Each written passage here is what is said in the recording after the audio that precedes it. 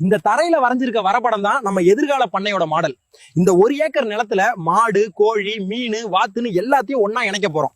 இதுல மீன்களை விட்டா அதுங்க போடுற எச்சம் தண்ணியை சத்துள்ளதா மாத்தும். அப்புறம் இந்த தண்ணியை செடிகளுக்கு பாய்ச்சறப்போ காய்கறிங்க சும்மா ஜிவ்வுன்னு வளரும்.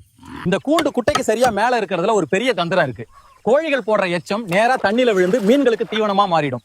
மீன்களுக்கு தீவனம் வாங்க செலவு குறையும். இந்த வாத்துங்க தண்ணியில நீந்துறப்போ தண்ணியை கலக்கி விட்டு ஆக்சிஜன் அளவை அதிகப்படுத்தும். இதனால குளத்துல இருக்கிற மீனுங்க ரொம்ப ஆரோக்கியமாவும் வேகமாவும் வளரும். இது வெறும் பாசி இல்லடா, இது மாடுகளுக்கும் கோழிகளுக்கும் ஒரு மாமருந்து மாதிரி. இத போட்டு வளர்த்தா பாலோட அளவும் கூடும், முட்டையோட தரமும் உயரும். இதுங்களுக்கு தேவையான புல்லு நம்ம நிலத்துல இருந்தே கிடைச்சிரும். இதுங்க போடுற கழிவு மறுபடியும் நிலத்துக்கே போயிரும். அந்த சாணமும் சிறுநீரும் தான் நம்ம மண்ணுக்கு உயிர் கொடுக்கும். மண்புழு உரம் போடுற நிலத்துல தண்ணி தேவை குறையும். ஏன்னா இது மண்ணுல ஈரத்தை சேமிச்சு வைக்கும். எல்லா செடிகளுக்கும் ஒரு பிடி உரத்தை போட்டுட்டு அடுத்த வேலையை பார்ப்போம்.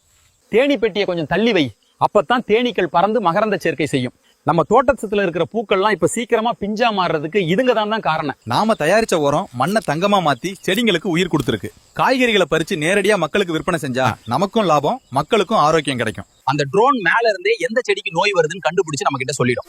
இந்த மாதிரி டெக்னாலஜி நம்ம கிட்ட இருக்கிறதுனாலதான் நாம குறைவான நேரத்துல அதிக வேலை செய்ய முடியும். கைஸ், நம்ம பண்ணை தோட்டத்தை முழுசா இரவும் பகலுமா காவல் காக்குறது இவன் தான். ரொம்ப பாசக்கார பையன். பேரு ஜாக்கி. நம்ம வீடியோ பிடிச்சிருந்தா ஒரு லைக் பண்ணுங்க.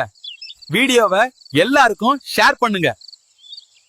உங்களோட ஆதரவை தொடர்ந்து எங்க யூடியூப் சேனலுக்கும் கொடுங்க. சேனலோட லிங்கை கமெண்ட்ல போட்டு வச்சிருக்கோம். மறக்காம சப்ஸ்கிரைப் பண்ணிடுங்க.